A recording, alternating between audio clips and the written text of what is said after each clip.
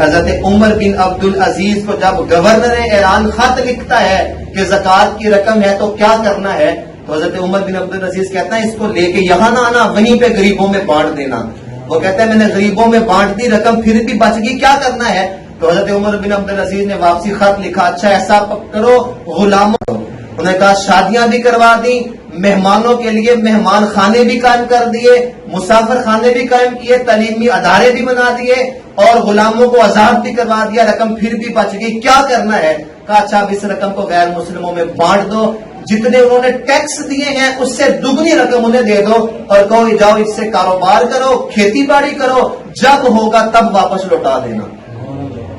ایسا عروج بھی پھر اسلام نے دیکھا کہ جب ریشم گلیوں میں بکھری تھی اور کسریٰ بن ہرمز کے خزانے مسجد نبوی کے باہر پڑے ہوئے تھے تو اس وقت بھی اسلام غالب تھا، اور جب کچھ نہیں تھا اسلام اس وقت بھی غالب تھا۔ تو آج ہم پستی میں کیوں آئے؟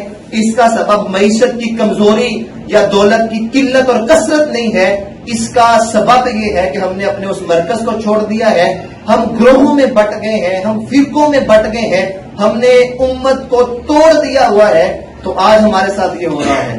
تو اگر ہم چاہتے ہیں، قرآن میں اللہ کا وعدہ ہے وَأَنْتُمُ الْأَعْلَوْنَ إِن كُنتُم مُؤْمِنِينَ، جب تک مومن رہو گے، باجماعت رہو گے، متحد رہو گے، دنیا پہ غالب رہو گے، اور جب تم مومن نہیں رہو گے، تمہارے اندر اتفاق نہیں رہے گا، تمہاری ہوا اکھڑ جائے گی، قرآن میں ہے۔ تو اگر ہم چاہتے ہیں وہ کھوئی ہوئی عظمت ہمیں واپس ملے تو ہمیں اتحاد اور شعور کے ساتھ آگے بڑھنا ہوگا، رب کعبہ اور حضور علیہ الصلوۃ والسلام کے فرمان کو سامنے رکھ کے اپنی زندگی کی راہوں کو متعین کرنا ہوگا۔ اور پہلے یہ باتیں ہوئی، ارشد بھائی نے بات کی، حیدر بھائی نے بات کی کہ قرآن کے ساتھ دامن وابستہ کرنا ہوگا۔ جب تک ہم قرآن کو نہیں پکڑیں گے مضبوطی سے تو کوئی اور صحیفہ نہیں ہے جو اترے گا ہمیں ترقی کی طرف لے کے جائے گا۔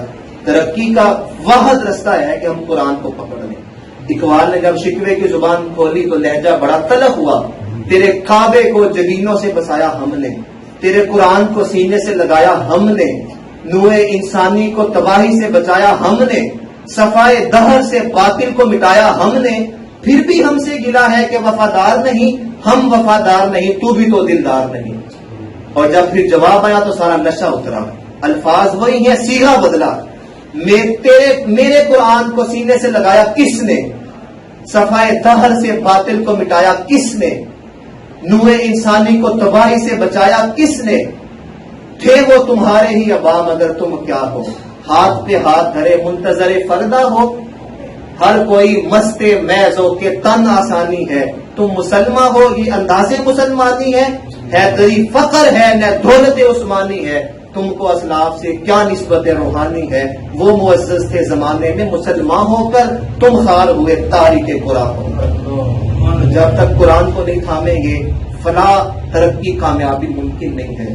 تو اپنی زندگی کو مرتب کریں، منظم کریں اور اپنی زندگی کے مقاصد کو طے کریں کہ ہم نے ان مقاصد کو طے کرنا ہے۔ اور الحمدللہ آپ کو ایک خوبصورت پلیٹ فارم پاک یوتھ موومنٹ نے عطا کیا ہے کہ جہاں پہ آ کے ہم اپنی زندگی کا نصب العین حاصل کر سکتے ہیں۔ اور وہ مقصد نصب العین کیا ہے؟ میری زندگی کا مقصد تیرے دین کی سرفرازی، میں اسی لیے مسلمان، میں اسی لیے نمازی۔ تو اس پلیٹ فارم کو مضبوطی سے تھامیں، اس مرکز کے ساتھ اپنا واسطہ استوار رکھیں اور اپنا تعلق جوڑ کے رکھیں۔ اور یہ مہینے میں 2 گھنٹے آپ سے مانگے جاتے ہیں، اور میرا خیال مہینے کے پورے جو اوقات ہیں ان میں سے 2 گھنٹے دینا کوئی مشکل کام نہیں ہے۔ تو 2 گھنٹے صرف 120 منٹ اگر ہم اس تنظیم کو دیتے ہیں تو یقیناً وہ اس تنظیم کے لیے نہیں ہوں گے بلکہ ہماری اپنی فلاح کے لیے ہوں گے۔ کوئی بھی دنیا کی تنظیم ہے یا کوئی بھی فلاحی ادارہ ہے، کوئی بھی مدرسہ یا مکتب ہے، اس کی کچھ بنیادیں ہوتی ہیں اور وہ اس بنیاد پہ کھڑا ہوتا ہے، اور بہت ساری بنیاد لیکن 2 اہم ہوتی ہیں، ایک شعور، ایک علم، اور ایک اس کو فائنینشلی طور پہ آگے لے کے جانا۔ کیونکہ یہ وہ زمانہ آ چکا ہے جس کی حضور علیہ السلام نے نشاندہی کی تھی کہ دین کا کام بھی درہم و دینار کے بغیر نہیں ہوگا۔